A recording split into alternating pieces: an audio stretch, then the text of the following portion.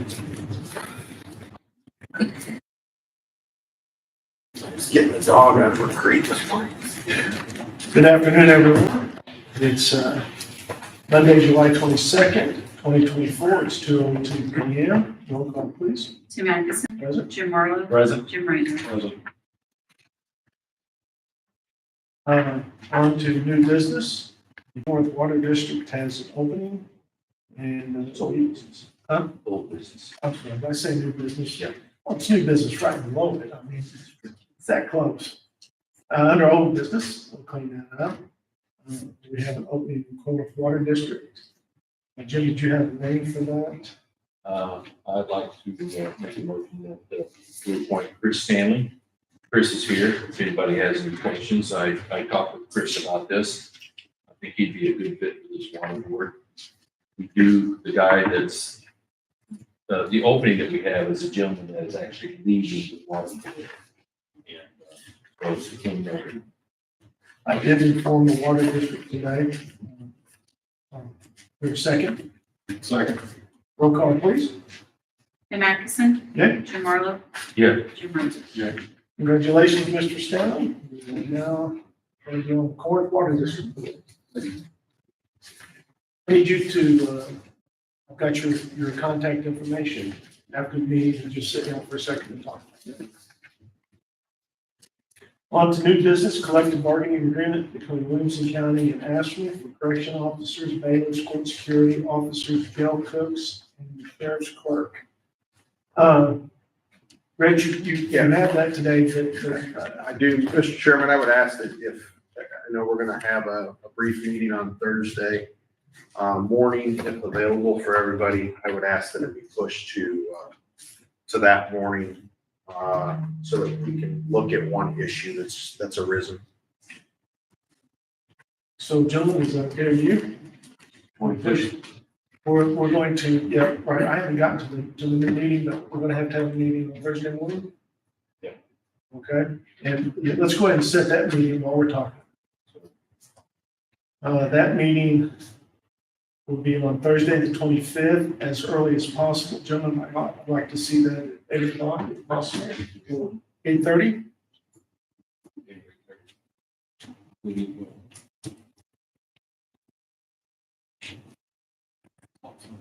Eight o'clock, 8 a.m., Thursday morning for a meeting. Okay. This collective bargaining agreement will be on that. And I'll have another item for that meeting, Stephanie. Okay. Okay, down to the next item on new business, the ISIP payment. And this was a trust that the county was in years ago. It was actually before maybe all three of us were here on this board. Jim, was that before you were here? Yes. ISIP was? I think it was Bob Barnett. Can't remember the other two that were here at the time. You know Amanda? No. If anyone, yeah. Well, anyway, the ISIP trust is closing, and we have not been a part of that for many years. And there is a outstanding payment that the county owes. I think we talked about this 2 years ago. I think it's been proven that we owe that payment. Jim, did you have the dollar amount of that? It was 36,000. 36,000? Yeah. Right, and we need a motion to approve that because it would have already been from the earlier, when the county was. It would have been an incurred liability. Yeah.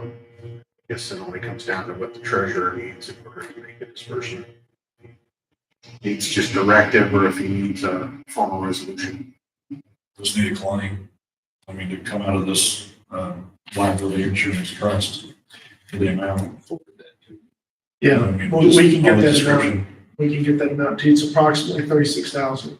Now, when I say 36, it may be, that might be better thing to say is approximate because if there may be some change, you know, I mean, there's money in the account. One- You just have to $1 or $200, but I don't know. total amount in the description.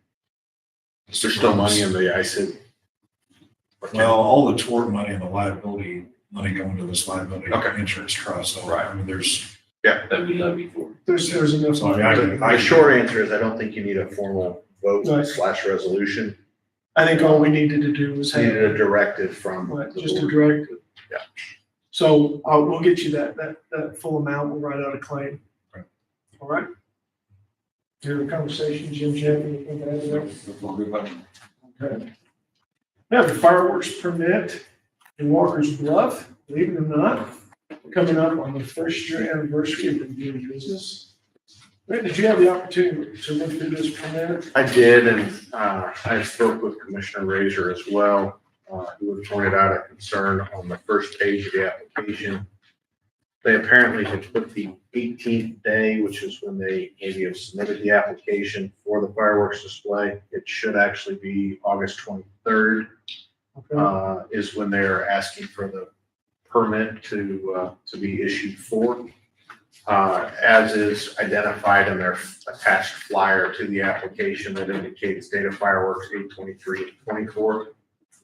So with that friendly amendment, the application is proper. Okay, so noting that change on the amendment, on the application. 8/23/24, we have a motion to approve this application permit for the public fireworks display. So moved. Second. Roll call, please. Jim Atkinson. Yes. Jim Marlowe. Yeah. Jim Razor.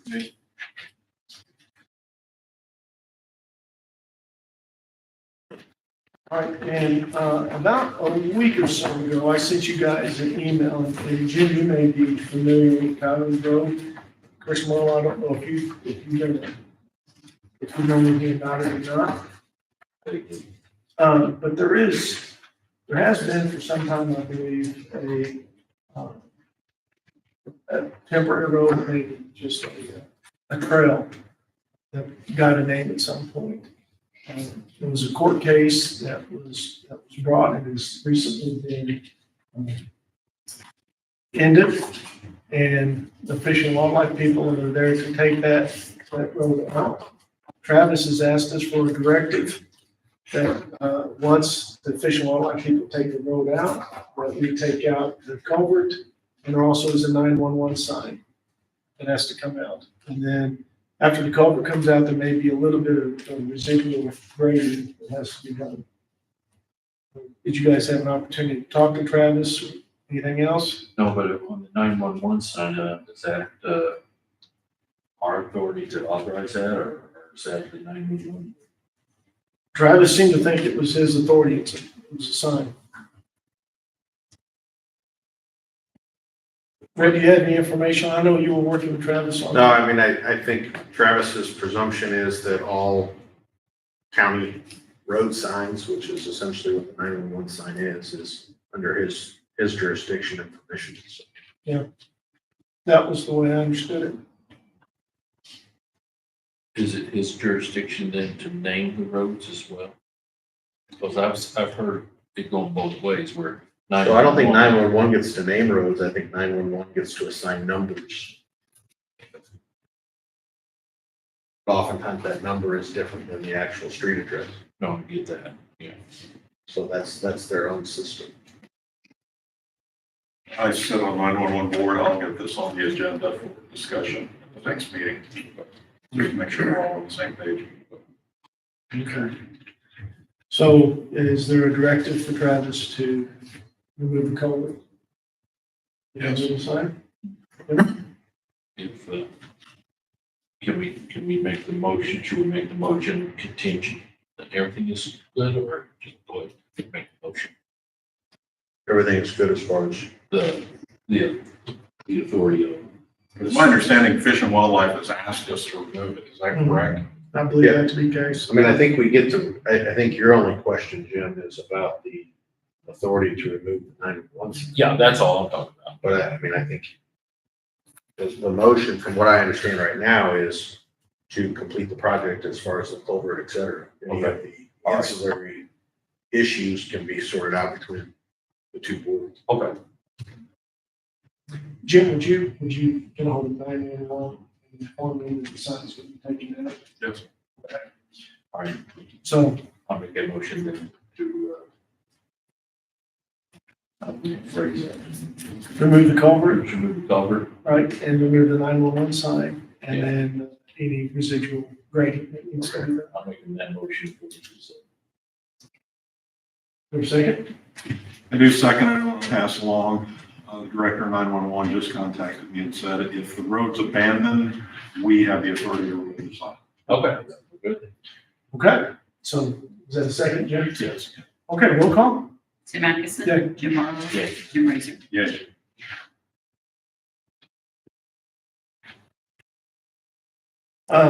Next on the agenda is, as everyone knows, the circuit clerk left office on July 1st. And a typical point of business when somebody leaves office is to have an exit audit. I asked Meyer and Associates, Ken Meyer, our auditor, to provide us with a engagement letter for that work. The work can't proceed until we approve the engagement letter. So is there any comments or concerns about this?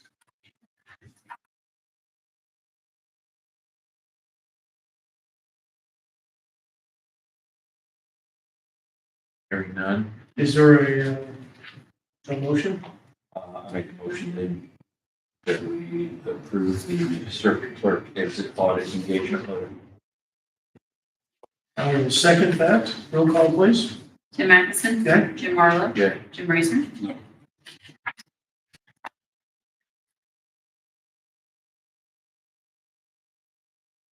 Down into the highway department, the resolution for appointing the county engineer. As you know, the county engineer is leaving. And we have chosen George Shepard to be his replacement. He has passed his test that will allow him to do that. The pay is stipulated on this resolution. Is there a motion to approve this resolution? Second. This resolution is 24-07-22-83. Is there a conversation? Roll call, please. Tim Atkinson. Yeah. Jim Marlowe. Yeah. Jim Razor. Yeah.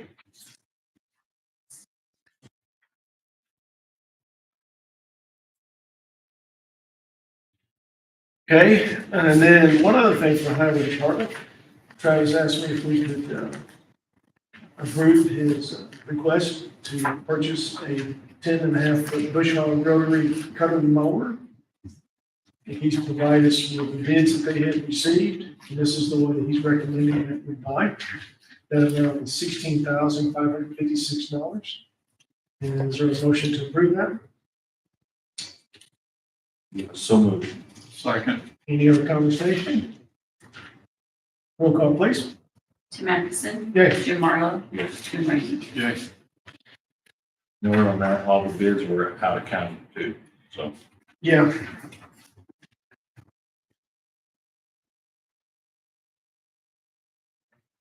And we're out of there.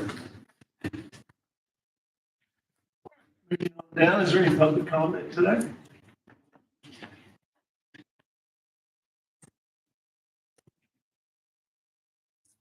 Hearing none, we'll move on down to miscellaneous. Ashley, do you have anything for miscellaneous?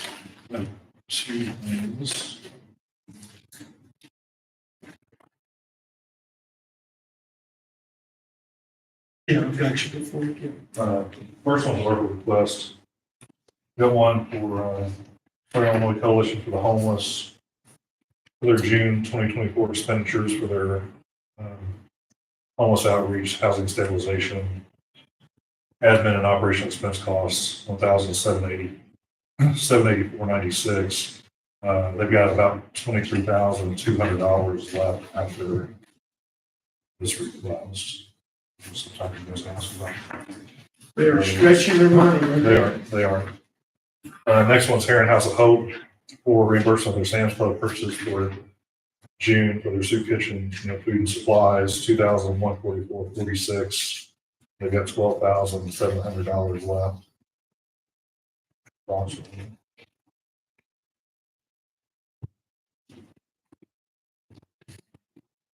And the next two are sizable.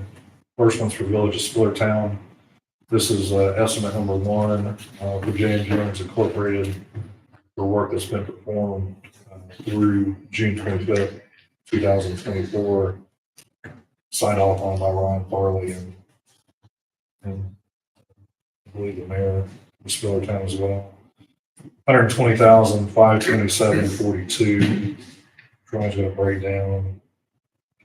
That will put them at 144,527.42, so they have 117,472.58 left in that project. Next one is City of Heron. This is estimate number one for S&W line contracting. Work performed January 6th, 24 through June 30th, of 24, 101,386. Again, signed off on by all parties. And then Farley Engineering, invoice for $6,672.50.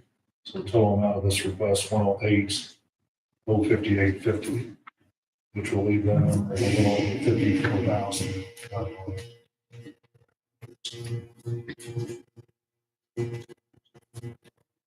That's my purpose. Got some bills for us? I do. This will go under budgeting and strategic plan. Where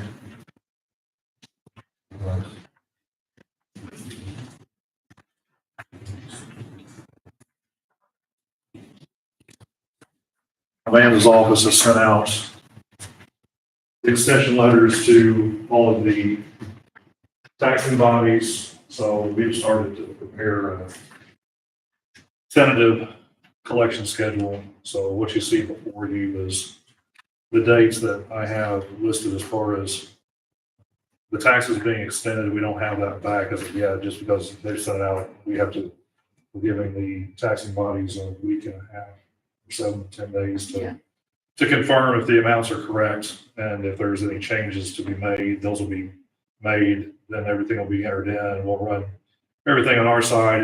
It'll prepare the TIF amounts that'll go to each entity, which that has to be signed off on too. So that'll be filled in at some point in time. So I directed to the tax bills being mailed.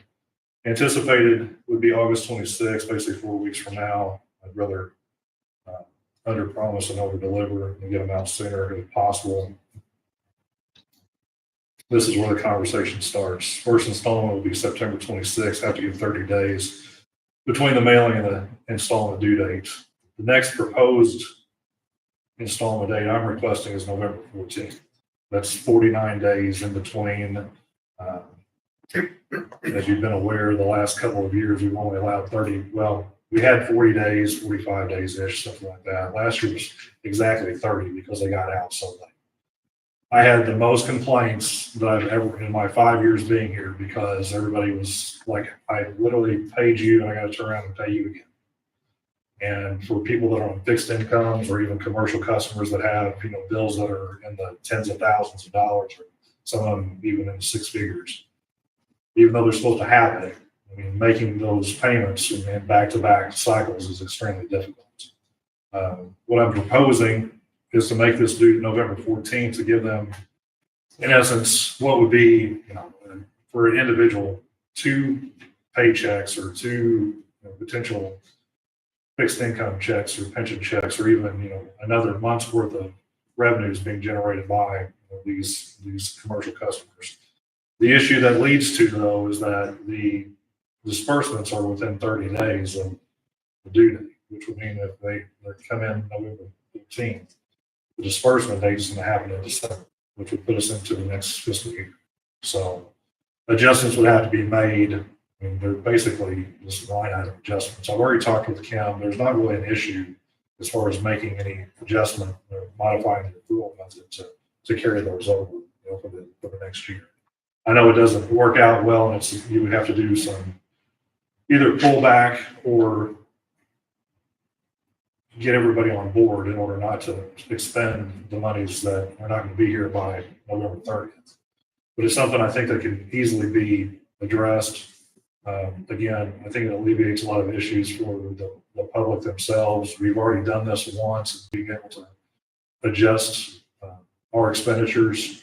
And based off of what I see with our revenues, other than that, most of the other revenue numbers are going to come in above. what we're anticipating. So I don't think it's going to be the full amount. We usually get 55 or 60% of the first installment, disbursement. And I'll be honest, it makes it a whole lot easier in my office. I mean, Amanda's office is going to be in the middle of a what I would consider a hotly contested, election now with a lot of people probably coming in. So, having it the week after would allow for the congeskedness, in her office and in mine. I think it would alleviate that some. Also, when we're sending out 50,000 bills and we're generating and doing mail and having to turn around and collect stuff while we're trying to disperse it, it's a nightmare. So, last year was, the most stressful I've seen in any of my staff in the time I've been here. So, I know it's not ideal, but at the same time, we're not to a point where we are even close to being what the old cycles were, getting bills out and in the May, first part of June, and having due dates in July and September. We're basically a month ahead of schedule, this year, which is why I'm requesting to, extend that out, to be able to allow those individuals to have that extra time to pay. But I wanted to get the discussion started now, so whenever Amanda's office gets their information back, and when we get ready to start to print the test bills, I need to have the dates. So that's why I wanted to get this in your hands to be able to let you look at it and have a conversation over the next week or two. Then go. I'll answer any questions that you might have now. If you need to digest it, discuss it. I won't be here Thursday, but if you want to discuss it next week, we can have it.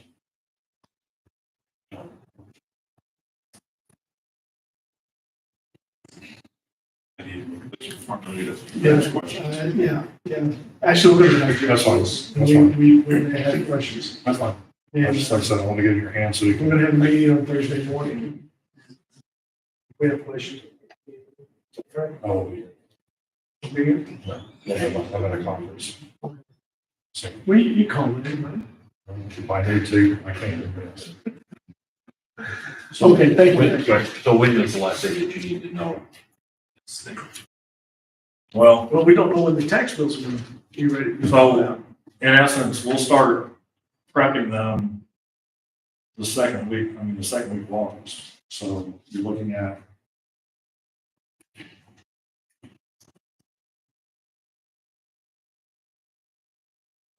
probably around the 5th would be when we would start preparing. So we can, have some kind of decision the week of the 29th.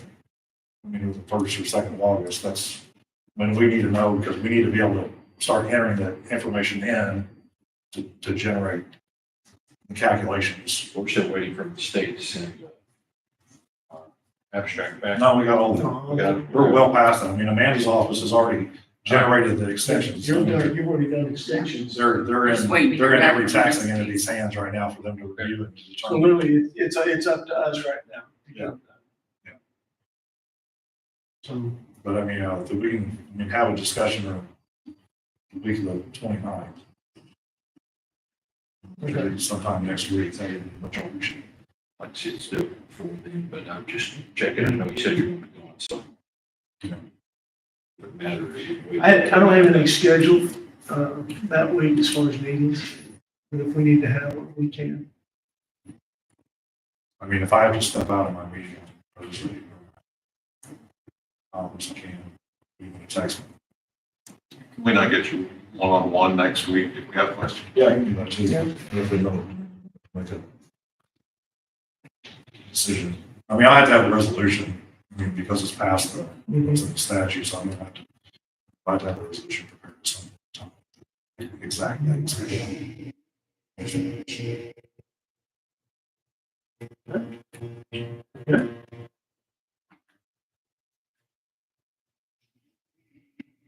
Didn't you say you had something for miscellaneous? Yeah, I got a phone call this morning from Mark Dillon, and evidently there were 3 gas mains out there. So he called me, I've checked with Amanda's office.